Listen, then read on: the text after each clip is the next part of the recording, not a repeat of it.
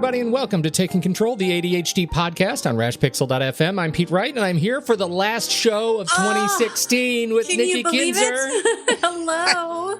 And it ended on a round number. I know, right? 180 episodes. Can you believe that? That's crazy. And I'm glad that it ended on a round number. There's something really satisfying about that.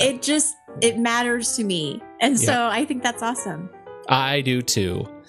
So here we are, and we are taking this last show of the year to answer questions. We've got lots of questions from people. We've consolidated some of them, sifted them around, but hopefully your questions get answered in this episode. That's it, right? We have no other particular frame Nope. for what we're doing here. Okay. So shall I just take them in order? Sure. The first question comes from Lynn. And actually, the question also comes from Michael. So, Lynn and Michael, I'm hoping to answer this question for you. I mentioned in my weekly review that I use To-Do and my calendar app and I am able to drag my tasks from To-Do, my work application, my task management application, into my calendar. Lynn writes, and so does Michael, can Pete please explain further how he does his weekly review? I'm specifically interested in how he takes his tasks on one side and his calendar on the other side, two different apps, one iPad, Mac, and moves tasks into his calendar as appointments. I've been trying to figure out how to do this for a long time. I use iCal and To-Do currently. All right. So if you're using iCal is, it sounds like you may need to update the software on your Mac, because iCal is no longer the app that is published by Apple. It is Calendar. And so the version may impact why you are not able to do what I do here. But literally, and I'll put a little video up on the YouTube page that actually demonstrates me doing this. I literally I grab the task, right? And it's important when you do this to grab the task, not to click on the task and then try to click on it, because then you'll go into editing mode, right? Where you actually are able to select text and type. What you want to do is just grab the task with one click and hold and drag it from your To-Do window onto your calendar. So you need to have both of these open side by side. And as you hover over the day, like I'm in week view here on my calendar, as you hover over the day, it'll put a little plus sign over the task and give you an indicator that you're about to create a new appointment with that text as the appointment title. It is super, super easy. Now, in the process here, I have tested doing the same thing with the built-in, so Calendar is built-in time app for the Mac right now, and Reminders is actually the built-in task management app on the Mac. You can do the same thing. It's a little trickier on Reminders because you have to grab outside of the text window, right? So you'll see a little circle that's where you check it off as done. And you just grab right outside that little circle. That's where you can click and drag a task, and you can drag it right onto the calendar. And suddenly you've created an appointment. So I don't know. At this point, I'm not entirely sure how not to do this because I do it so regularly. I'm not entirely sure where the errors are that you're having with these for both you and Michael. Now, Michael, I think you are writing from well, I don't know. There's nothing in here that says what kind of system you're using. I am embarrassed to say that I said in our last episode during my weekly review that you could do this in Outlook. I was operating off of memory when I still used Windows, and at the time in Outlook, you could have tasks open on side panel and then your calendar open as the main window. I am now on a Mac, and the version of Outlook that I have is the terrible, terrible version of Outlook that comes with Office on the Mac. It's terrible, and it does not let you do those things. It's a completely modal interface. So when you click tasks, all you get is your tasks. You can't have your calendar and your tasks open at the same time. I cannot confirm whether or not you can do this on Outlook on Windows right now, but if somebody can give it a shot and let us know, I'll be happy to follow up on that. But on the Mac, it works I'm using Fantastical, it works on Calendar, it works on To-Do and Reminders, so the built-in apps and popular third-party apps. So all I can say is check out the video that will be up in the YouTube page. I'll put a link to that in the show notes as this show goes live. I think that answers the question for both of them. Because I saw that and I thought, I think they're asking the same question here. Yeah. Yes. Yeah. The next question, actually, we've doubled up here. Lynn actually had two questions. The next one she has is for you. Lynn is actually a member of the Paper Solution, and she had a question inside the program about how to match her to-dos, her actions. Like, how do I make sure that this stuff gets done? So here I've got this paper that's telling me to RSVP, but when do I know, that it's done, or how do I get it done?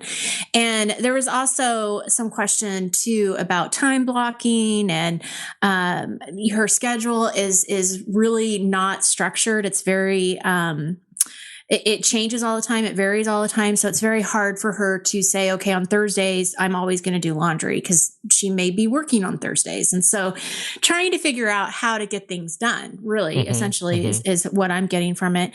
And I think that it starts with what Pete just explained. I think, part of it is figuring out what your calendar looks like, what your schedule looks like for that week. What do you have to do, and how do you match them up? And so Pete has this great way of doing that. He can put the tasks into the calendar and be able to do that and see that that's the time that he's going to be, working on that task.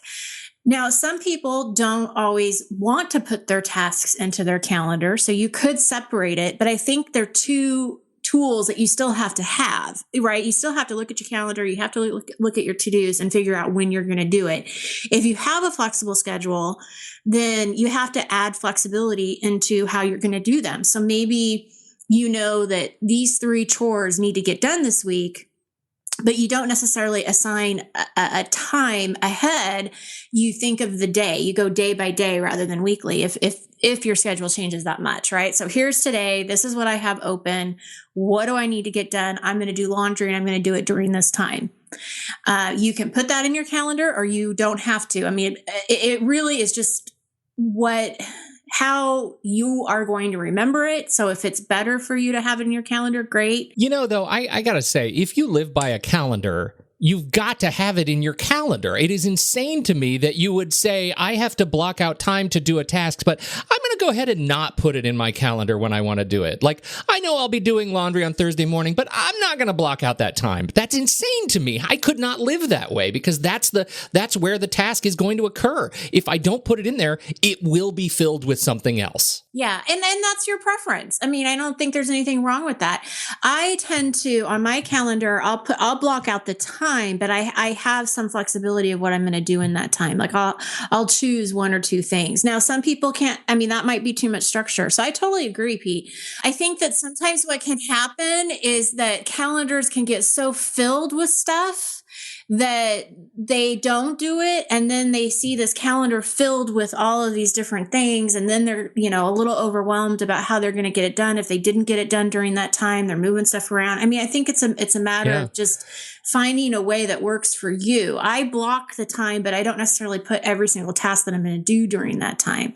Right. And I think that's the trick, right? And what Lynn is saying, and I think the question for Lynn is, how committed are you to the things that you put on your calendar, right? Because it really is a question of commitment. If you are over committing yourself to your own time, you're not going to get stuff done. But if Thursday morning really is laundry time, and it's time that you are committed to because you know you're not going to do that laundry any other time, but the laundry has to get done, then you've got to demonstrate that commitment by putting it on your calendar. That's not to say every single task has to be on your calendar at a 10-minute interval. It's just to say, during this time, I've committed to laundry. And the reason you do that is because when the phone rings and it's Vanessa and she wants you to come look at rugs for her new living room, totally making that up because somebody just asked me to come look for rugs for their new living room.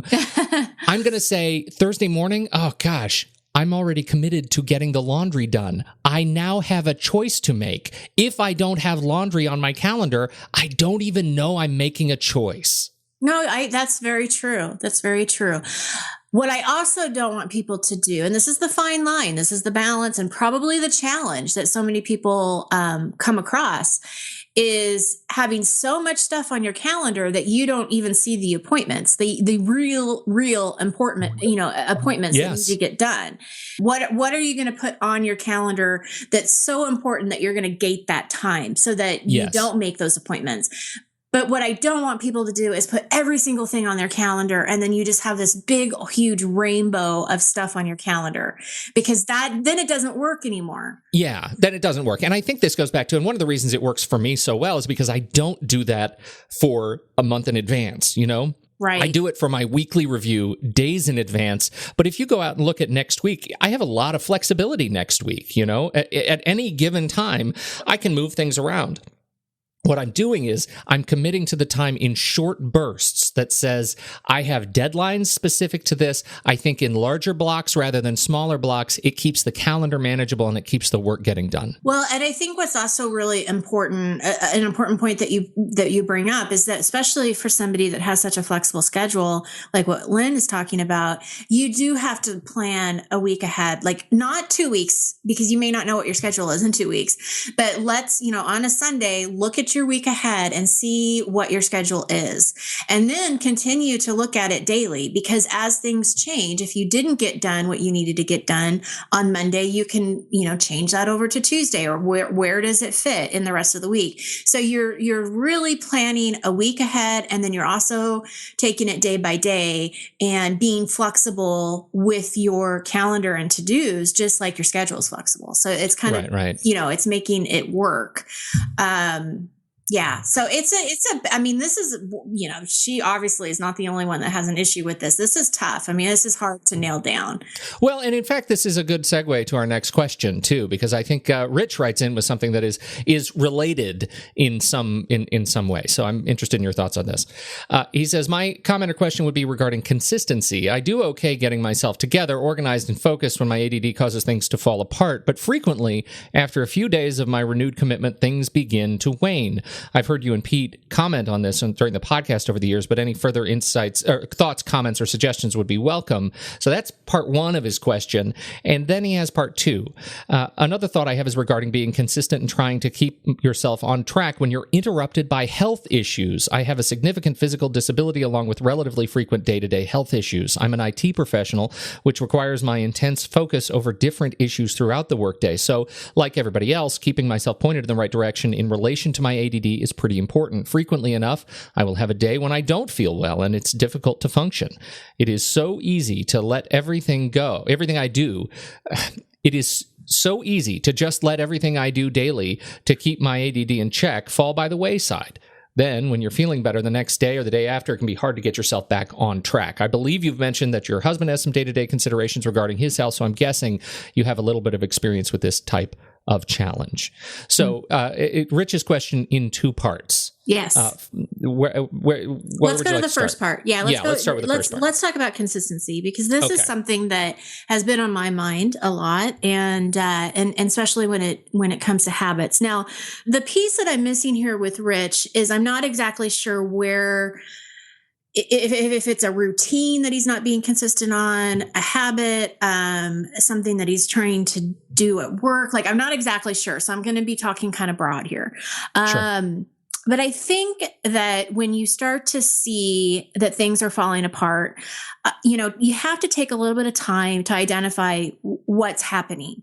Why is it falling apart? What is the roadblock that is keeping you from being consistent? And with ADHD and it could be a number of things. It could just be that you're bored of the routine, or you're forgetting about the routine. It's not in front of you. You're only doing parts of it. Maybe it's just not as important as you thought it was. And now you're just being really hard on yourself because you haven't followed through. So there's that self-judgment that may be coming in too.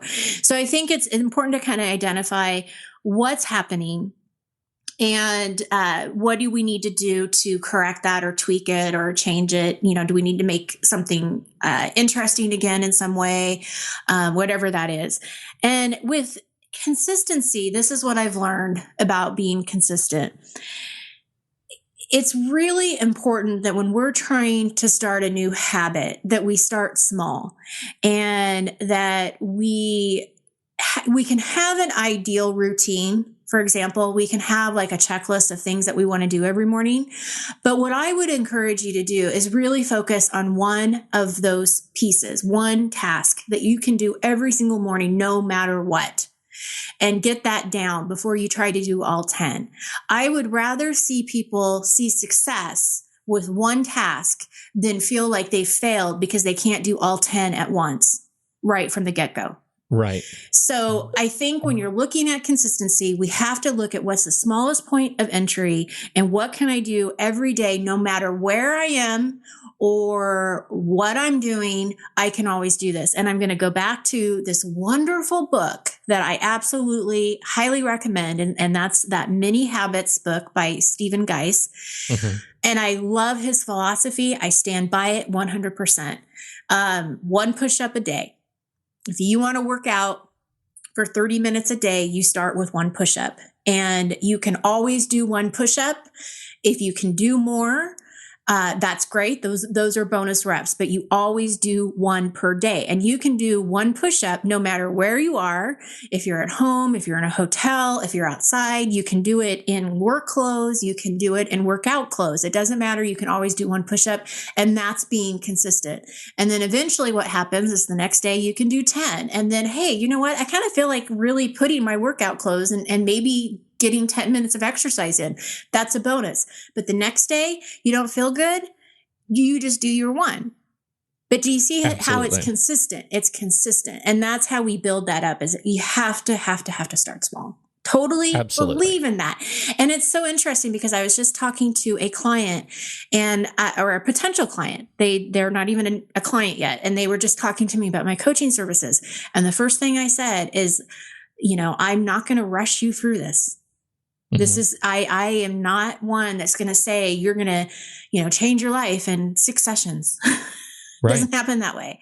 Yeah. So, it has to start small, especially since, the people that are listening, and I know the battles that I have fought, we have fought these battles our whole entire life. We can't just expect them to change in 3 weeks. That whole thing of having a habit become a habit in 3 weeks is not real. It doesn't happen that way. Absolutely.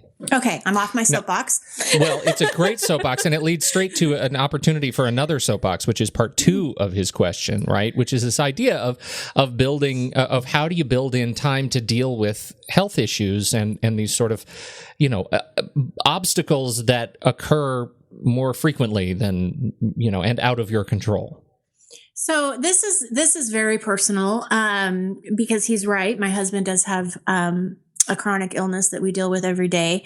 And, the first thing that I have to say to Rich is that you have to be kind to yourself. You have to give yourself grace. And the most important thing in this world is your health.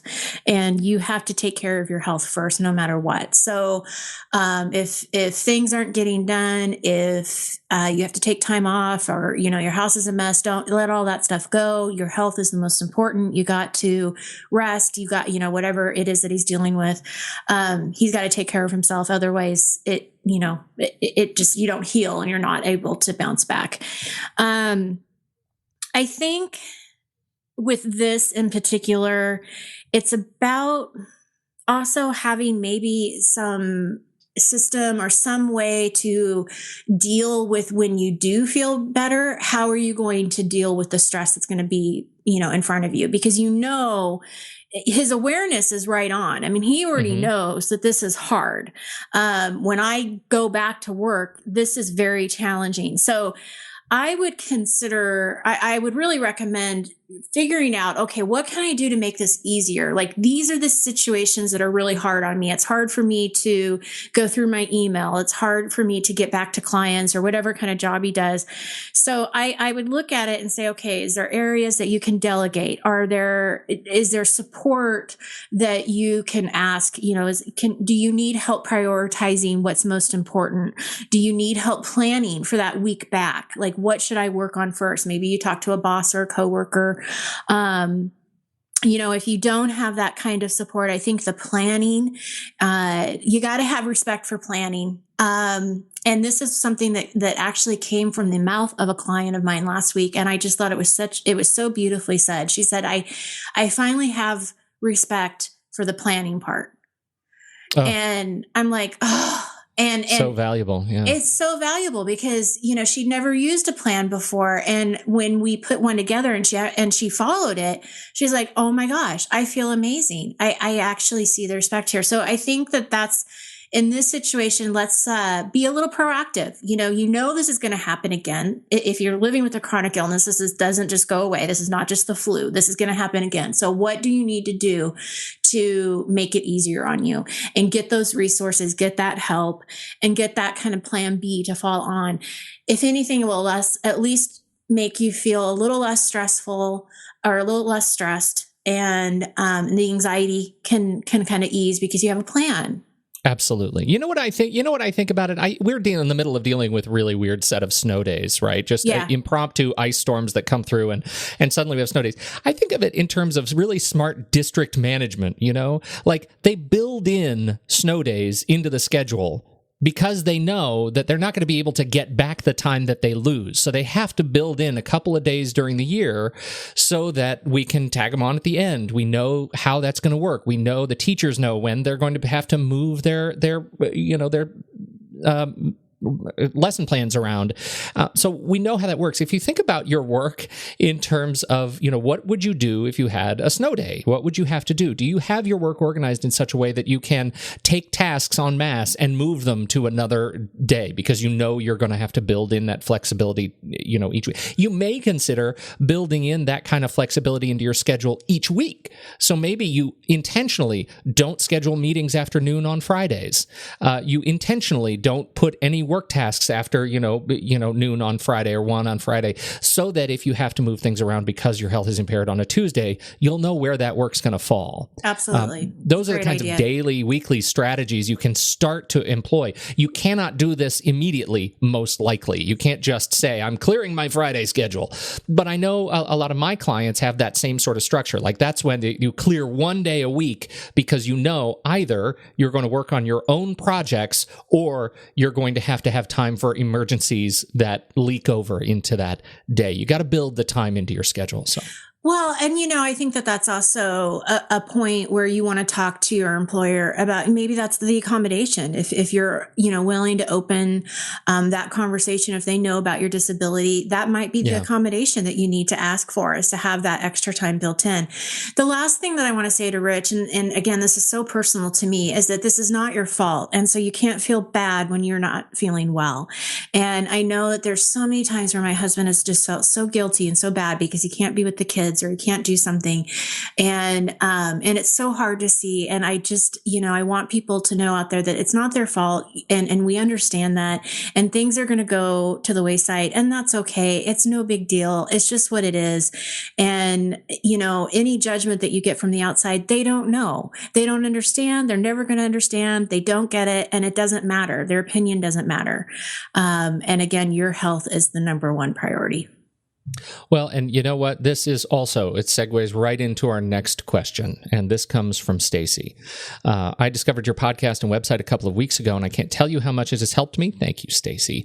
I am 48 and found out I have ADHD 7 years ago. I've struggled to understand how my brain works, to understand how to talk about it to people at work, and to deal with my emotions. When listening to your podcast, I feel like there is hope and that I'm not alone. Awesome. I'm about to return to work from short-term leave due to anxiety and depression. My question is how to take care of myself when in a negative work situation exacerbated by my ADHD. I have learned through my counseling that my boss and my assistant have narcissistic tendencies, which make it even more difficult for me. I struggle with the belief that if I get my ADHD self-organized, then I will be able to persevere versus get out, because it's not realistic, especially since it is such a difficult work environment, even for non-ADHD employees. What do you think? My first instinct are, what are your options here? And what's happening that you feel like you have to persevere through a situation that's not healthy. Yeah. So that's my first question, is why do you have to stay in this job? And I know, you may need to stay in the job short term until you find another job. And I don't know what her situation is. So, I can't assume anything, but I'll be honest. I mean, that was my first instinct. I read this and I'm thinking, why stay there? Let's, what are your options and what do you need to do to maybe get out? Yeah, that was the first thing that hit me, especially because she said it. It's a difficult work environment, even if you're not dealing with ADHD. Yeah. It's toxic for everyone. That leads you down a certain path. You can't, whether or not you're living with ADHD, you can't exist for a prolonged period of time in a space of toxicity. And narcissistic tendencies, you can't change that. So right. That's tough. No self-organization practice is going to help your boss figure out where their place in the world. Right.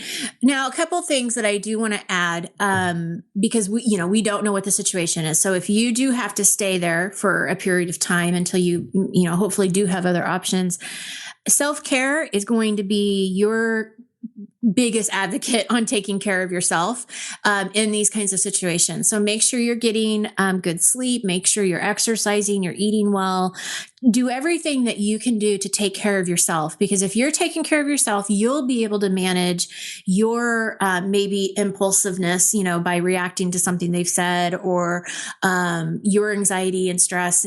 Take a walk if you need to, get out of the situation if you need to, whatever you need to do in that environment. But I think it really starts with self-care. And I would also, you mentioned that you have been talking to a therapist, and I would continue to talk to them about this situation. Talk to them about your options and what is best for you and your mental health. That again, we go back to health. That is the number one priority. And being in an environment that is healthy for you is critical, is crucial, especially if you're dealing with anxiety and depression and ADHD. Yeah, absolutely. Our next question comes from Marina. What's a suggested method for forming good sleep patterns for ADD, ADHD women? Yes. And I shout out to Marina. She is a student of both Organizing Your Space Your Way and The Paper Solution. And she listens to our podcast, and she's actually a professional organizer, I believe, in the New York area. Oh boy, sleep patterns. We did a show on sleep earlier this year. Yes. And so I looked back at that show to get some ideas, also just some ideas of things that I tell clients on, pretty daily basis, because sleep is an issue, definitely for many. I think it goes back to developing that nighttime routine and writing that out. What does that look like for you? How many hours of sleep do you need to have to function well? And then working backwards. So if you get up at 6:00 and you want 8 hours of sleep, you know that you should be in bed by 10. So what is your routine going to look like, prior to 10? So it should, however you want it to be. It could start at 9, it could start at 8:30, just depending on how long it takes for you to get ready for bed. But I definitely think looking at some different ways to relax. We've talked about lavender before being a great sensory, to help you relax. So taking a lavender bath or having lavender room spray, all of those things are things that you can get. Meditation, yoga, reading, preferably not on an electronic device. The studies say that those electronics are not always the best things for us. So, if you can have a cutoff time and put them in another room so you're not distracted by them. And that's what many people do have to do, is they actually have to put them in a completely different room. Now, for my own anxiety, what I do is I don't watch the news before I go to bed. I don't read any news before I go to bed, because I tend to dream about it, or I'll wake up and worry about it, or, so that's a personal thing. But anything that drives your anxiety, you want it to push away and don't look at right before you go to bed. The other thing that I suggest when you're creating a new routine, of course, we want to start small, so you can have different things that you want to do, but just pick one and really focus on doing that one thing every single time until you can add more. If you do more, that's a bonus, but set those reminders too, that, hey, it's 8:30. I need to start getting ready for bed. You're going to need to have the timer or some kind of reminder, because it's too easy to get sucked into Netflix and think, oh, I have, I'm going to watch one more show, or I'm on the computer and you're doing some research and all of a sudden it's 11 o'clock. I mean, time goes by fast. we don't always notice it. So we do definitely need to have those reminders and timers in place to remind us that it's time for us to start this routine. This is something that my husband always tells me. Go to bed at the same time on the weekends, as you do during the week. And I know that's really hard because, you think, I can sleep in tomorrow. But man, Sunday night comes and it's tough, right? Because you've lost some sleep and you probably aren't going to go to bed at a decent time on Sunday. So Monday morning comes really early. So just be aware of that, of how late you are staying up, and try to stick to a regular schedule. Let's see. I think that's all I've got. What do you think? I know you probably have some tricks and tips up your sleeve. No, you really hit it. The only thing I would add, have a fiction book that you are reading, right? If you're going to go to bed reading, right, get a book, but don't make it a book about work, right? A lot of people say, well, I read before bed, but they end up reading work, right? You need to free your mind and slow your mind down from the things that you are thinking about every day. Your brain will do double duty when you're sleeping. It will help you process stuff you did during the day while you're sleeping. It'll write short-term memory to long-term memory while you're sleeping. But you really have to flip that switch and say, I'm no longer in work mode. And I absolutely agree. Stop watching the news before bed. Get the TV out of your bedroom. Don't watch stuff on your devices. I'm someone who I use my iPhone as my alarm, so I don't put it in another room. But I absolutely don't use it. I don't turn it on. After that last alarm set. And the other thing I would mention is light. Now, in the last episode, I'm a huge advocate of hue lights. You don't have to to go the hue light route, but find some way to create warm light in the evening and energetic white light in the morning. I have a great idea. Yeah, I think I'm pretty sure you do. And I should have put this on the Christmas list. Yes, I know. Go ahead. The salt lamp. The salt lamp. I cannot believe that I forgot to put that on the Christmas list. I know. That was my favorite gift. So not at Christmas, but for my birthday, my lovely husband bought me a salt lamp. I loved it so much. We bought 4 more. 4? Yes. We have a salt lamp in my office, in my living room, in our bedroom, and both kids have a salt lamp. That is awesome. And I love them. I don't know really if it really makes that much of a difference. Like I know it's supposed to, but I love them. I love the light. I love the thought. I love the idea of them. Yeah. And I cannot believe I forgot. I know. Much shame. So this is an after, this will be an after Christmas idea, but yes. It is, you can read up on the salt lamp and what salt lamps do. I'll put a link in the show notes, but the beauty of them, the light that comes out of them is a perfect yellow hue. And it's really great. Now, I think it's super important. The way your brain changes as a result of the light environment that you're in, it will slow you down in the evening, and waking up to to an OTT light in the morning is bright daylight balanced light. It will help your body regulate cortisol levels such that your energy becomes regulated. You will wake up more energetic if you are consistent and you let light do its job. So those are just the only 2 things I would add to this one. Yes. Love that. All right, great. Let's move on. This is a question comes from Nicole. Hi, Nikki, and happy holidays. I'm attempting to reorganize my living, dining, and working spaces. I live in a 1-bedroom condo with an open floor plan. I often work from home, and I'm in graduate school full-time, so I have lots of paper, books, etc. everywhere. I'm trying to find the best furniture placement, landing place, etc. For the most part, furniture will need to do double duty, i.e. standing, bar, height, desk, or dining table. Where should I start? Thanks, Nicole. Okay, so this is a fun question because if you're creative and you like to sketch, this is where I would start, is to actually look at your space and sketch it out on paper. What does your open space look like? What's the bedroom look like? And kind of zone the space into what you want to do in those areas. So if there's a particular place in her open space that she wants to do her schoolwork, or if there's a particular place that if she wants to separate school from her work, where's she going to do her work? Or if it is in the same spot, then how's that going to look, and how are we going to separate, between work and home and all of that? But I would really sketch it out first and get kind of an idea of your zones. This is the area I'm just going to be watching TV. This is where I eat.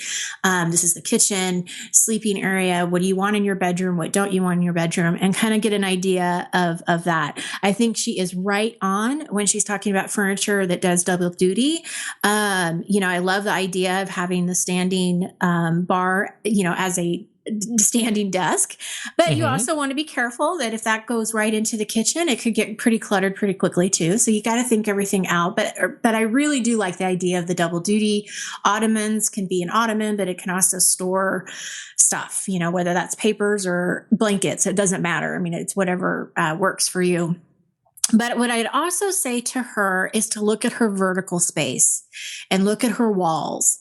If you go to the Container Store website, there are such great ideas of how to make a closet into a little workstation, or how to just take one piece of the wall, like one section of the wall, and all of a sudden make that into a desk, area, a work area. And it doesn't have to take much space, but it's working vertical. It's working, up and down in that shelving space and everything. So I would definitely check that out. Out of sight is out of mind, right? For ADHD, we know that. So we want to be really careful with what kind of storage and organizing products you do buy. So I would suggest first, before you do buy anything, just sketch it out, really think about what you need and what you want. And also purge. If you're redecorating, this is a great time for you to get rid of everything that you don't need, because the less you have, the less you have to organize. And just make sure you take the measurements and everything so you don't waste your time. But, extra or small spaces, they do need extra upkeep because they can get cluttered really quickly. So I would also try to build in some kind of like daily cleanup or some kind of maintenance system too, just to make sure that at the end of the night you're putting things away, or you're at least putting, piles together in nice, neat piles. I mean, you know what I mean? It's like, I'm not asking for perfection, but just to kind of help you not have it feel so cluttered and a little bit more in control. So just paying a little bit of attention to it every day can make a big difference. Yeah, like, do you have, that's another Container Store thing, right? Once you figure out the kind of work you're doing in these multi-purpose spaces, having the right sort of portable bins to put your schoolwork in at the end of the day and put it under the desk so that you can pull it out easily and pick up exactly where you were. Like, those are things that end up taking you a few seconds, but can really help you keep the space clean. And you feel better about it because you're not looking at a bunch of clutter that is going to affect you mentally when you see it. So absolutely. Looking for simple systems. That's it. Simple systems. Yes. Absolutely. All right. We have another question here. This one comes from Jane. Hi there. Love your show. Thank you, Jane. She's been listening to us for years while she runs. Oh, that's awesome. I wonder if she uses the zombie app. I know. That's a great zombie run. She runs really fast because there's there you go. Yeah. All right. So she's got two questions. The first one is for me. What was your process for going paperless? I'd love to go paperless, but my husband is not completely on board, and it feels like such an overwhelming undertaking. Where do I even begin? Shall I take this one before we read number two? Yeah. Okay. Go ahead. This is a tricky one because there are two things going on. First of all, your husband isn't on board. Second, it's an overwhelming undertaking. That your husband isn't on board, I would say, is not a huge challenge, right? Because you can go paperless in your own life and thereby demonstrate how successful it can be if you do it right? So my process for going paperless was just to start with one area of paper that I needed to take control over and figure out, how am I going to handle the daily bills? How am I going to handle, the statements that come in via email? Where am I going to put those? How do I get the mail processed and in a place where, I remember to use it? It's tagged well. What is my system?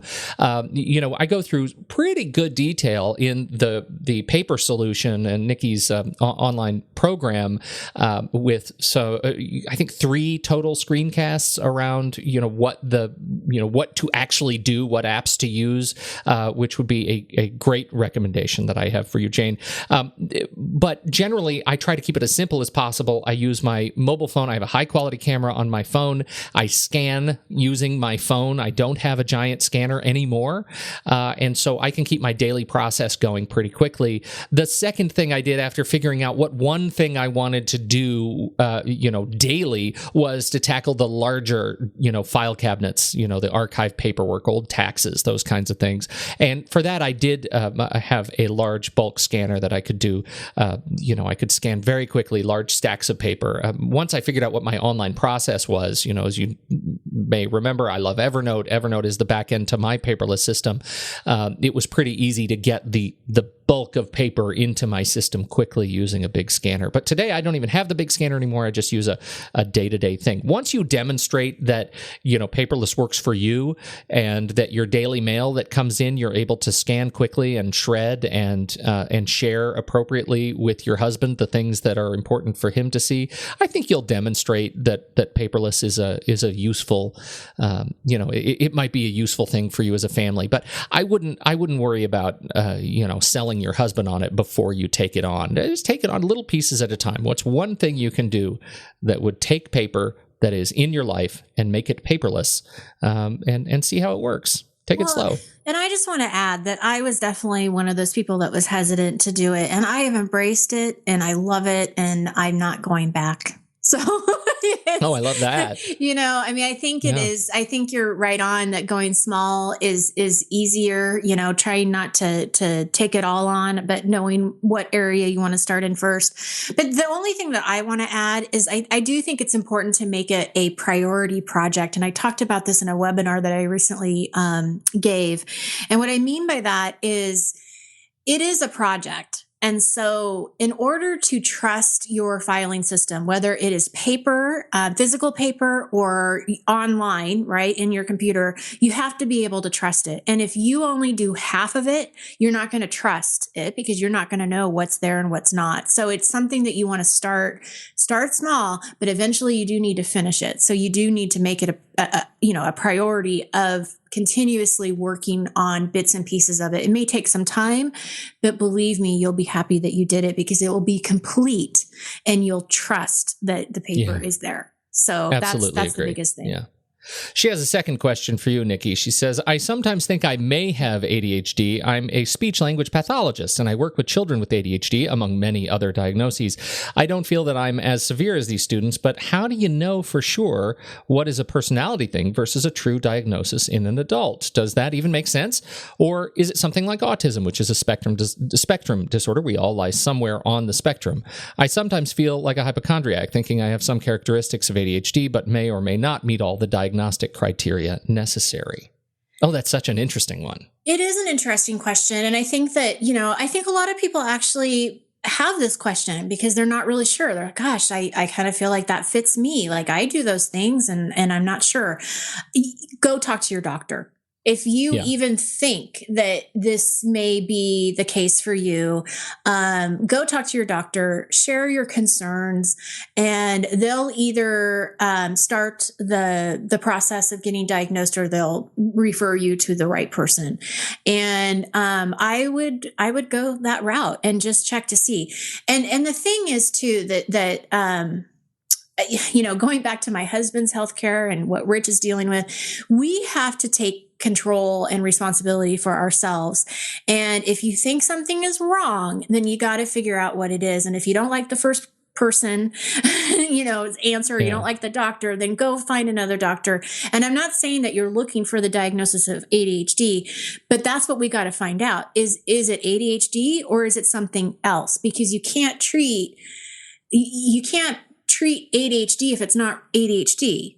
And you don't want to pretend like it's ADHD when it might be bipolar, because then you're doing something completely different. Or, if you're Asperger's, there's so many different things that it could be. You've got to get the right diagnosis and figure out what it is.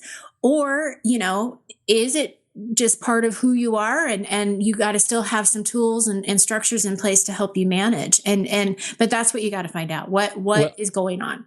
Well, and that was what I was going to say, because there's the other side of that particular coin is that, I don't know if when you were in college, if you went to school with any med students, but oh my goodness, going to school with people who are actively studying medicine is just a daily exercise in trauma, in transference trauma, because students come back after studying cancer and after studying these horrible brain disorders and after doing autopsies or going through gross anatomy and seeing what happens when bodies start to fail. It is really easy for these people to take on those things, right? Immediately, every little pain becomes, oh my gosh, I have shoulder pain. Maybe it's joint cancer, right? I feel like that is a very real thing for medical students, and it's totally normal. And the fact that you are an SLP and you are working with kids with ADHD diagnoses and you see behavior that you feel is similar to something in yourself, it's very easy to feel like you're transferring a potential diagnosis to yourself. And so to Nikki's point, you've got to get that answered, and it may really just be in your just be a personality thing, and it may be just something that you're just trying to get your systems together. It's not a complete, you're not that far on the ADHD spectrum, and ADHD is also a spectrum, right? You've got to remember that like autism, these are spectrum disorders, and everybody has these traits, some more than others. So that's I think that you're probably it might be a little bit of a hypochondriac. I am too, and you got to get the question answered for real. But don't forget, just because you don't know what where you are on the ADHD spectrum, doesn't mean that some of the tools and systems and things that we talk about on this show don't help. So take help wherever you can find it. That's right. And that's it. I think those what a great set of questions that we had this year, Nikki. That was such a gift. Such a gift to us. Yes. Thank you, everybody. Keep writing them in. If you guys have questions, and please let us know, because we will certainly do this again, but we also answer questions, as you know. Many times we start the show with following up from our listeners. So please, please, please keep letting us know what you care about, and we'll keep doing our best that we can on our end. Yeah. That's what we will do. This has been a great show and a great year. Again, thank you, everybody, for downloading and listening to the show every single week. We sure appreciate it. While you run or some other activity, we really appreciate your time and attention. Have a great year. Happy New Year, everybody. On behalf of Nikki Kinzer, I'm Pete Wright, and we'll catch you next year on Taking Control, the ADHD podcast.